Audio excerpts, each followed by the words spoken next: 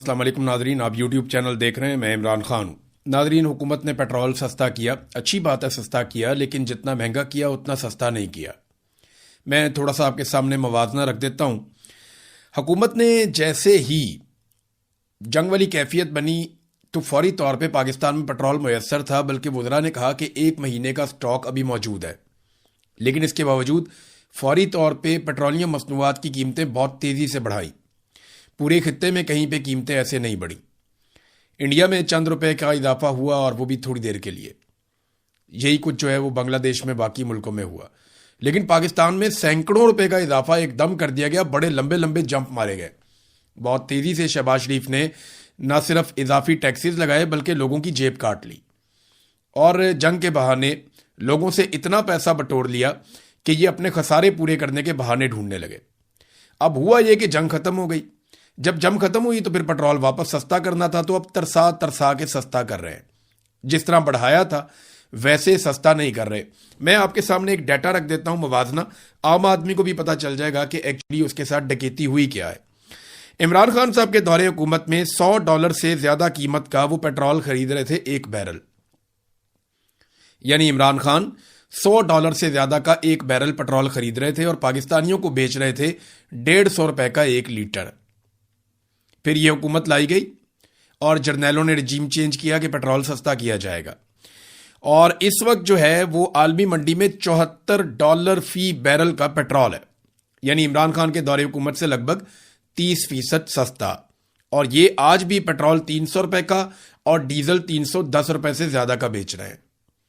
यह है जनाब इनकी गुड गवर्नेंस, और यह है पाकिस्तान की मिलिट्री एस्टेब्लिशमेंट का तजर्बा, जिसे पाकिस्तान की अवाम भुगत रही है। और ढिटाई का आप अंदाजा करें, बेशर्मी का आप अंदाजा करें कि कौम की कमर तोड़ने के बावजूद ये शुक्रिया शहबाज शरीफ के ट्रेंड चला रहे हैं। ये एक दूसरे का शुक्रिया अदा कर रहे हैं। पहले मरियम नवाज की तरफ से एक बयान जारी करवाया जाता है कि अवाम को रिलीफ मिलना चाहिए, उसके बाद रिलीफ मिलता है थोड़ा सा, बहुत ही थोड़ा सा। कम से कम पेट्रोल की कीमत ₹200 लीटर से नीचे तो ले जाएं। अगर इमरान खान का मुकाबला नहीं कर सकते या ₹150 तक नहीं ले जा सकते, तो चलें ₹200 से नीचे तो ले जाएं पेट्रोल की कीमत। लेवी इन्होंने इतनी ज्यादा जो वसूल की हुई है इजाफी, उसे ही खत्म कर दें। लेकिन नहीं, ये ऐसा नहीं करेंगे, इसलिए कि ये मुल्क चलाने के काबिल नहीं है। नाजरीन, कश्मीर की सूरत हाल पे हम थोड़ी सी बात जरूर करेंगे। कश्मीर के बारे में ना मैंने एक ट्वीट पढ़ा समर अब्बास साहब का, बड़े अच्छे जर्नलिस्ट हैं। समर अब्बास के साथ मैंने टाइम गुजारा भी है, मैं उन्हें जानता हूं। बहुत शरीफ आदमी है, बड़े अच्छे इंसान है। और वो क्योंकि कश्मीर के रहने वाले हैं तो कश्मीर के मामलात को भी वो समझते हैं। लेकिन वो इस्लामाबाद में हैं, तो हम ये भी समझते हैं कि इस्लामाबाद में बैठ के पूरा सच आप नहीं बोल सकते, लेकिन आप इशारों के नामों में बात कर सकते हैं। तो वो ये कहते हैं कि एहतजाज में शिद्दत आ रही है, लोग जिद में आ गए, लोग बैठे हुए हैं। दूसरी जानिब जो एस्टेब्लिशमेंट है उसके हथकंडे भी यही हैं कि लोगों को थकाया जाए या लोग यहां से गैर मशरूत तौर पे उठ के चले जाएं। लेकिन जैसा कि मैंने पहले आपको बताया था, समर अब्बास ने वही इशारा दिया कि अगर आज लोगों ने एहतजाज खत्म कर दिया तो बड़े पैमाने पर क्रैकडाउन होगा, लोग गिरफ्तार होंगे, और ये जो ज्वाइंट अवामी एक्शन कमेटी है इसका कोई नाम लेने वाला बाकी नहीं छोड़ा जाएगा जो पाकिस्तान की एस्टेब्लिशमेंट करेगी। अब उन्हें इस बात का डर है कि अगर हम एहतजाज खत्म करते हैं तो हमारे ऊपर क्रैकडाउन होगा और हमारे मुतालबात तस्लीम नहीं किए जाते। तो यहां बीच का रास्ता क्या निकल सकता है? मौलाना फजलुर रहमान साहब ने कहा जी मैं आ जाता हूं बीच में, और मैं रास्ता निकालता हूं बीच में से, और मैं सालसी के लिए अपने आप को पेश करता हूं। तो इसको कबूल किया आजाद कश्मीर की ज्वाइंट अवामी एक्शन कमेटी ने, और कहा ठीक है जी फजलुर रहमान साहब करवाएं हमारी बातचीत, और वो बीच में आ जाएं और सालसी करवाएं। मामला सादा सा है कि हमारे मुतालबात हैं, अवामी मुतालबात हैं, उनको पूरा किया जाए। हमारे ऊपर जो झूठे मुकदमात किए गए हैं और कलअदम करार दिया गया तंजीम को, वो भी खत्म किया जाए।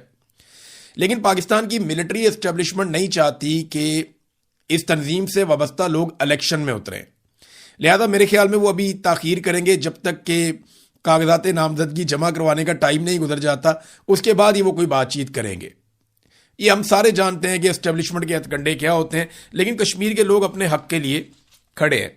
कश्मीर में हमने अमली तौर पर गुज़िश्ता चंद दिनों में देखा कि रियासत किस तरीके से ریاستی ادارے یا ملٹری اسٹیبلشمنٹ کیسے نوجوانوں میں نفرت پھیلاتی ہے، کس طرح سے ایک تقسیم پیدا کرتی ہے، اور کس طریقے سے اچھے خاصے محب وطن لوگوں کو غدار بنایا جاتا ہے میڈیا کے پروپیگنڈا کے ذریعے سے، مختلف طریقوں سے لوگوں کو دیوار سے لگا کر. دیکھیں جب آپ کسی کو دیوار کے ساتھ لگاتے ہیں، اس کو مارتے ہیں، اس کے منہ سے کوئی نہ کوئی بات تو نکل ہی آتی ہے. بس اسی ایک بات کو پکڑ کے اس کو دیوار کے ساتھ لگا دیا جاتا ہے.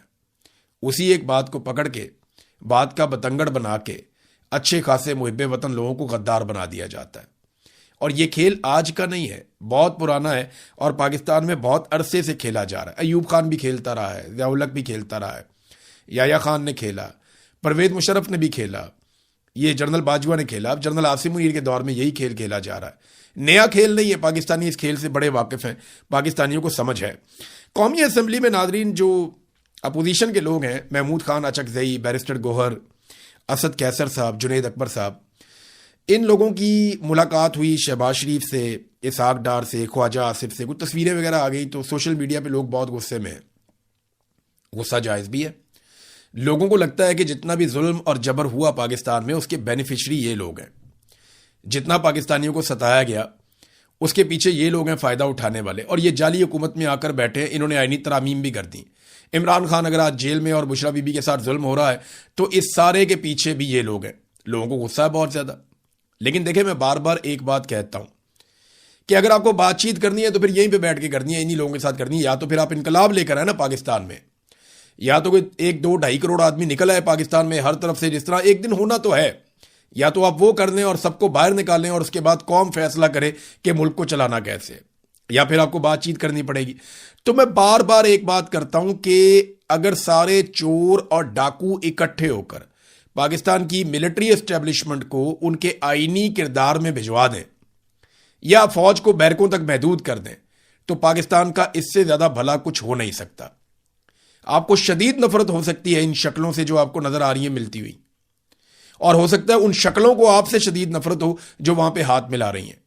لیکن اس کے باوجود اگر یہ سارے چور، ڈاکو، مفاد پرست، فراڈیے، یہ سارے اگر مل کر پاکستان کی فوج کو اس کے سیاسی کردار سے الگ کر دیں اور فوج کو بیرکوں میں واپس بھیجنے میں کامیاب ہو جائیں اور پاکستان کا فیصلہ یونیفارم والے بندوں کی بجائے سویلین عوام کے منتخب نمائندے کرنا شروع کر دیں تو اس سے بڑی جیت پاکستان کی ہو نہیں سکتی. یہ میں آپ کو وہ بات بتا رہا ہوں کہ بدترین کے اندر سے آئیڈیل کیا نکل سکتا ہے. یعنی بدترین قسم کی چیزوں میں سے ایک آئیڈیل سچویشن جو نکل سکتی ہے وہ یہ ہو سکتی ہے کہ سارے چور ڈاکو اکٹھے ہو جاؤ اور اکٹھے ہو کر فوج کو کہو کہ سیاست سے آپ کا کوئی کام نہیں ہے. پھر جمہوریت کے اندر یہ خصوصیت ہے، سیاست کے اندر یہ خصوصیت ہے کہ وقت کے ساتھ ساتھ ایک سسٹم ڈیولپ ہو جائے گا. بہرحال یہ چیزیں ابھی چلتی رہیں گی. شہباز شریف صاحب کے دستخطوں کی ایک عجیب و غریب کہانی چل رہی ہے. شہباز شریف کہتے ہیں جی ہم قوم کی عزت بڑھانے کے لیے ہم نے دن رات ایک کیا، میں نے اور فیلڈ مارشل نے. وہاں علامہ اقبال کا غلط ملت شعر بھی پڑھ دیا کہ ہزاروں سال نرگس اپنی بے نوری پہ روتی ہے، بڑی مشکل سے ہوتا ہے چمن میں دیدہ ور پیدا. یہ ہر بچے کو یاد ہے شعر. شہباز شریف کو یہ بھی بھول گیا قومی اسمبلی میں. بکھلائے ہوئے بیچارے، ان کو صرف فیلڈ مارشل عاصم منیر کا نام یاد ہے. اس سے پہلے وہ سید ضرور لگاتے ہیں اور پھر ان کی تعریفیں کرتے ہیں، چاہے وہ اقوام متحدہ میں ہو، کسی بھی پلیٹ فارم پہ ہو، کہیں پہ بھی ہو. ان کو پتہ ہے کہ یہ والا جوتا میں نے ہر حال میں پالش کرنا ہے. وہ کرتے ہیں اور کرتے رہیں گے جب تک ان کی سیاست ہے. اب انہیں یہی کرنا پڑے گا. لیکن قوم کی بات نہ کریں بیچ میں. آپ قوم کو نہ لے کر آئیں بیچ میں. اگر قوم کا آپ کو اتنا فکر ہوتا کہ قوم کی عزت بڑھ رہی ہے، اس سے تو قوم کی عزت تو اس میں تھی کہ آپ ان کے مینڈیٹ کا احترام کر لیتے. جہاں قوم کے رائے کا احترام نہیں کیا گیا، جہاں قوم کا پورا مینڈیٹ چوری کر لیا گیا، وہاں آپ کیسے کہہ سکتے ہیں کہ قوم کی عزت کے لیے؟ قوم کی عزت کے لیے نہیں، ڈونلڈ ٹرمپ کو اور امریکن اسٹیبلشمنٹ کو راضی کرنے کے لیے آپ نے ان کی سہولت کاری کا کام کیا، جس کو آپ ثالثی کہہ رہے ہیں. سادی سی بات ہے. آپ امریکہ کے مشن کے اوپر تھے کہ جناب ہم نے ثالثی کرنی ہے، اور فائدہ ویسے ہوا سب کا. یہ دیکھیں، یہ بات جو ماننے والی ہے وہ ماننے والی ہے. پاکستان نے جو رول پلے کیا، چاہے ان کی نیت یہ تھی کہ ڈونلڈ ٹرمپ کو راضی کرنا ہے تاکہ عمران خان کا خطرہ ٹلا رہے، ڈونلڈ ٹرمپ کو راضی رکھنا ہے تاکہ پاکستان کے اندر ہم جتنا بھی ظلم جبر اور فسادیت کریں اس کے اوپر کوئی بول نہ سکے. تو ڈونلڈ ٹرمپ کو راضی کرنے کی نیت سے انہوں نے جو کام کیا نا، وہ کام انہوں نے ٹھیک کیا کہ انہوں نے ایران اور امریکہ کے بیچ میں ثالث کا رول پلے کیا. لیکن یاد رکھیے گا، ثالث اور بھی بہت سارے ہو سکتے تھے، لیکن امریکنز کو شروع میں پاکستانیوں کی ضرورت تھی فیس سیونگ کے لیے، اور یہ استعمال بھی ہوئے. اس کے بعد جس طرح ان کو مکھن میں سے بال کی طرح نکالا گیا وہ آپ کے سامنے، لیکن کمپنسیٹ ہو جائیں گے آنے والے تھوڑے دنوں میں، آپ دیکھیں گے یہ کمپنسیٹ ہو جائیں گے، ان سے وعدہ کر لیا گیا۔ ناظرین، بار بار پاکستان میں کہا جاتا ہے، یہ وزراء کہتے ہیں کہ ہم نے پاسپورٹ کی بہت عزت بڑھا دی ہے، پاکستانی پاسپورٹ کی بہت عزت ہو گئی ہے، پوری دنیا میں پاکستانی پاسپورٹ دیکھتے ہی امیگریشن والے کھڑے ہو جاتے ہیں، کھڑے ہو کر سلوٹ مارتے ہیں، اس کے بعد پوچھتے ہیں کہ کیا آپ پاکستان سے ہیں، اس کے بعد ٹھنڈا منگا لیتے ہیں، اس کے بعد بیٹھ کے باتیں کرتے ہیں، پوچھتے ہیں جناب آپ اتنے شاندار اتنے عظیم لوگ آپ نے کیسے پیدا کیے، بڑی ایسی باتیں عجیب و غریب۔ میں یہاں پھرتا ہوں، مجھے تو کبھی کسی نے نہیں ایسے کہا، بلکہ ایسا ہوتا ہے بعض اوقات کہ ہمارا پاسپورٹ دیکھ کے لوگ کہتے ہیں آپ وہ والی لائن میں چلے جائیں، تو ہم وہ والی لائن میں جا کے کھڑے ہو جاتے ہیں۔ پاسپورٹ کی انہوں نے کتنی عزت کی ہے، ذرا یہ ایک خبر، ایک انکشاف ہے جو ماجد نظامی صاحب نے کیا ہے، جرنلسٹ ہیں وہ، ایک انکشاف کرتے ہیں اور ذرا انکشاف آپ سنیں، آپ حیران ہو جائیں گے۔ 4 مہینے پہلے کلور کوٹ بھکر میں، یہ بھکر کا ایک علاقہ ہے کلور کوٹ، وہاں پہ سی سی ڈی کے روایتی مقابلے میں ایک 7 سال کی کم سن بچی فائرنگ سے ماری گئی تھی۔ یہ پہلی بچی نہیں ہے ہانیہ، یہ 9 سال کی بچی ماری گئی، 9 سے 10 سال اس کی عمر ہے، ایک 7 سال کی بچی پہلے بھی ماری گئی ہے اور بھکر کے اندر ماری گئی ہے، سی سی ڈی والوں کی فائرنگ سے ماری گئی ہے۔ اس پر کسی صوبائی وزیر نے بات نہیں کی، اس پر آئی جی پنجاب کا سٹیٹمنٹ نہیں آیا، ایڈیشنل آئی جی وغیرہ نے اس کے اوپر کوئی پریس کانفرنس نہیں کی، سی سی ڈی کے ہیڈ آ کر اپنے آپ کو اکاؤنٹیبل انہوں نے نہیں بنایا، وہاں یہ پھولوں کے گلدستے لے کر نہیں گئے، وہاں پوسٹ مارٹم رپورٹیں وغیرہ نہیں آئیں، وہاں یہ پینٹ کوٹ اور ٹائی لگا کے صفائیاں پیش کرنے نہیں گئے، کیونکہ اس بچی کا قصور پتہ کیا تھا کہ وہ پاکستانی تھی، اس کا پاسپورٹ پاکستانی تھا، اس کا آئی ڈی، اس کی شناخت پاکستانی تھی۔ یہ جو بچی آئی تھی نا، کیونکہ آسٹریلین پاسپورٹ آ گیا نا ساتھ، تو ساتھ ہی صورتحال بدل گئی۔ یہ ہے پاکستان کے اندر پاکستانی پاسپورٹ اور پاکستانی شناخت رکھنے والے کی عزت۔ وہ مجھے ایک واقعہ یاد آیا، مجھے بہت دفعہ اور دوستوں نے بھی سنایا کہ یہاں زمان پارک سے بندے پکڑے گئے، پولیس والے اٹھا کے لے گئے، بعد میں پولیس والے بھاگے بھاگے آئے، ان میں سے پوچھا جناب فلاں صاحب کون ہے، انہوں نے کہا جی میں ہوں، انہوں نے کہا جی آپ نے بتایا ہی نہیں، آپ تو برٹش نیشنل ہیں، انہوں نے کہا جی ہاں میں ہوں، آئے سر آپ تو آئے، ان کو چھڑا دیا، لے کے چلے گئے۔ اور یہ ہوتا رہا، یہ بار بار ہوتا رہا، جو بھی غیر ملکی آدمی چاہے جبری طور پہ لاپتہ بھی ہوا، جس کے پاس کسی اور ملک کا پاسپورٹ ہے، اس کو بڑی عزت ملی ہے پاکستان میں، وہ امبیسی والے پوچھتے ہیں یہ ہمارا شہری ہے آپ کیا کر رہے ہیں اس کے ساتھ، چھوڑیں اس کو، پھر ایجنسیاں فٹافٹ چھوڑتی ہیں۔ یہاں پہ سب کو مصیبت پڑ گئی کہ یہ بچی، اور میں آپ کو بتاؤں میرا دل رویا اس بچی کے لیے، مجھے بہت تکلیف ہوئی کہ یار اس کا کیا قصور تھا، اس کو ہر طرف سے گولیاں ماری ہیں، اس کی پوسٹ مارٹم رپورٹ آپ پڑھیں آپ سر پکڑ کے بیٹھ جائیں گے، کوئی ایک جگہ اس کو گولی لگی نہیں، کئی گولیاں اس کو مار دی، ننا سے جسم، بچی بیچاری معصوم، وہ اس لیے تو نہیں یہاں پہ کوئی آئی تھی کہ وہ یوں قتل ہو جائے گی، لیکن کیونکہ وہ ایک آسٹریلین پاسپورٹ تھا۔ دیکھیں آپ معاملہ کتنا اٹھا، یہ بچی کے پاس پاکستانی پاسپورٹ بھی نہیں بنایا ہوگا بیچاری نے، پاکستانی شناخت تھی نا یہ بچی کی، 7 سال کی بچی تھی، معاف، خون معاف، کوئی فرق نہیں پڑتا، پاکستانی کیڑے مکوڑے ہیں۔ اس طرح آپ کے پاسپورٹ کی عزت ہوگی؟ ایسے تو نہیں ہوگی۔ ناظرین، اسحاق ڈار کے بارے میں ایک انکشاف سامنے آیا۔ اسحاق ڈار صاحب کو ایک تاریخی نوعیت کی چپیڑ پڑی تھی، اور یہ چپیڑ ان کو پڑی تھی کینیڈا میں، اور یہ جناب جو سجاد مصطفیٰ صاحب ہیں، سجاد مصطفیٰ باجوہ، یہ ایف آئی اے کے سابق آفیسر ہیں، انہوں نے اس کے اوپر انکشاف کیے، اور بڑی انٹرسٹنگ بات سجاد مصطفیٰ باجوہ صاحب نے بتائی، یہ سابق ایف آئی اے افسر ہیں، وہ کہتے ہیں جی کہ اسحاق ڈار کو کینیڈین وزیر خزانہ نے کس طرح شرمندہ کیا۔ میں آپ کو بہت زبردست واقعہ سناتا ہوں۔ اسحاق ڈار کینیڈا میں ایک ولیمے میں شرکت کرنے کے لیے ٹورنٹو آئے تھے۔ ٹورنٹو کونسلیٹ نے ان کی کینیڈین صوبے انٹاریو کے وزیر خزانہ سے ریسٹورنٹ میں ایک ملاقات کا اہتمام کیا کہ جناب ایک وزیر خزانہ آپ سے ہم ملوائیں گے ایک صوبے کا، آپ کو ریسٹورنٹ کے اندر آپ کو بڑا ایک ملاقات ہوگی۔ تو میرے علاوہ فارن آفس کے 2 اور سینئر افسر بھی ملاقات میں موجود تھے۔ ہمیں امید تھی کہ وہ ہمارے ملک کے فائدے کے لیے کوئی بات کریں گے، لیکن ڈار صاحب نے اپنی قابلیت کی تعریفیں شروع کر دی، اور پھر اپنے اور اپنے بیٹے کے دنیا بھر میں پھیلے کاروبار اور دولت کے بارے میں شیخیاں مارنے لگے، جیسے وہ کسی پاکستانی پر اپنی دولت کا روب جما رہے ہوں، جیسے پاکستان میں کرتے ہیں نا، میرا ادھر بھی کاروبار ہے، ادھر بھی کاروبار ہے، ادھر بھی کاروبار ہے، میں نے دبئی میں بھی بنایا ہوا ہے، میں نے لندن میں بھی بنایا ہوا ہے، میں یورپ میں یہ کر رہا ہوں، فلانی جگہ یہ کاروبار کر رہا ہوں، میرا بیٹا جو ہے وہ فلاں فلاں جگہ کاروبار کر رہا ہے۔ ڈار صاحب نے جناب چک کے رکھی گیم اپنی، جیسے پاکستان میں شوخیاں مارتے ہیں، وہ جو کینیڈین ایک صوبہ ہے اس کے وزیر خزانہ کے سامنے بھی یہ شوخیاں مار کے اپنی دولت کا روب جما رہے تھے۔ کینیڈین وزیر جو ہے وہ خاموشی سے ساری بات چیت سنتا رہا. پھر اس نے صرف ایک سوال کر کے ڈار صاحب کے 14 طبق روشن کر دیے. اس نے پوچھا کہ آپ وزیر خزانہ پاکستان کے ہیں اور آپ کا کاروبار اور انویسٹمنٹ اس ملک سے باہر ہے جہاں کہ آپ وزیر خزانہ ہیں. بس اتنا سا سوال کیا اس نے, اور ڈار صاحب کی شرمندگی پھر دیکھنے کے لائق تھی. یہ ہے جناب ان کی ٹوٹل اوقات. یہ دنیا کو کہتے ہیں پیسہ لے کر آؤ پاکستان میں. ابھی ڈار صاحب تھوڑا عرصہ پہلے جا کے امریکہ میں لیکچر جھاڑ رہے تھے پاکستانیوں پہ کہ اپنا پیسہ محب وطن ہونے کا ثبوت دیں, پاکستان میں لے کر آئے. ڈار یہ بتایا نا کہ اس کا بیٹا کتنا پیسہ پاکستان میں لے کر آیا, نواز شریف کے بیٹے کتنا پیسہ پاکستان میں لے کر آئے, مریم نواز جو بینیفیشل اونر ہے وہ اپنا کتنا پیسہ پاکستان میں لے کر آئی. ہمارا تو کچھ نہیں ہے پاکستان سے باہر. انہوں نے سارا کچھ اپنا پاکستان سے باہر رکھا ہوا ہے. پاکستان کے اندر یہ کام کرنے کے لیے تیار ہی نہیں ہے. پاکستان میں صرف ان کو اقتدار اچھا لگتا ہے. ناظرین, رانا ثناء اللہ صاحب نے بھی ایک اعتراف کر لیا, اور اچھا ہوا انہوں نے ٹائم سے اعتراف کر لیا. ہم بار بار یہ خبریں دیتے ہیں تو ملٹری اسٹیبلشمنٹ کو بہت برا لگتا ہے, انہیں لگتا ہے کہ یہ پاکستان کے غدار ہیں. لیکن رانا ثناء اللہ نے وہی بات کی. رانا ثناء اللہ نے کہا کہ جہاں تک اس بات کا تعلق ہے کہ انڈیا جو دریائے چناب پر 5 ڈیم بنا رہا ہے, یہ 100% نہیں 110% درست انفارمیشن ہے. اب اس میں وہ کرے گا کیا؟ جب یہ ڈیم مکمل ہو جائیں گے تو مکمل ہونے کے بعد انڈیا کے پاس یہ کیپیسٹی ہوگی, وہ جب چاہے گا چناب کا ٹوٹل پانی آخری قطرے تک روک سکتا ہے, اور وہ یہ کرے گا. جب ہمیں ضرورت ہوا کرے گی, ہماری فصلوں کو ضرورت ہوا کرے گی, وہ پانی روک لیا کرے گا. اور جب ہمیں ضرورت نہیں ہوا کرے گی وہ ایک دم پانی چھوڑا کرے گا, جس سے یہاں پر سیلاب آ جایا کرے گا. یعنی ہم ایک ہی سال میں کبھی قحط سالی میں ہوا کریں گے اور کبھی سیلاب کی نظر ہوا کریں گے. یہ رانا ثناء اللہ کا سٹیٹمنٹ ہے. تو وہ جو D G I S P R نے کہا تھا کہ تم ہمارا پانی روکو گے, ہم تمہارا سانس روک دیں گے, وہ کب روکیں گے؟ انہوں نے روک لیا پانی. ایک کے بعد ایک ڈیم آپ کے پانی کے اوپر, میرے پانی کے اوپر, پاکستانیوں کے پانی کے اوپر وہ بنا رہے ہیں, اور ہم ٹیکس دے رہے ہیں اپنے دفاع کے لیے. ہمارے پانی کا دفاع ہی نہیں ہو پا رہا.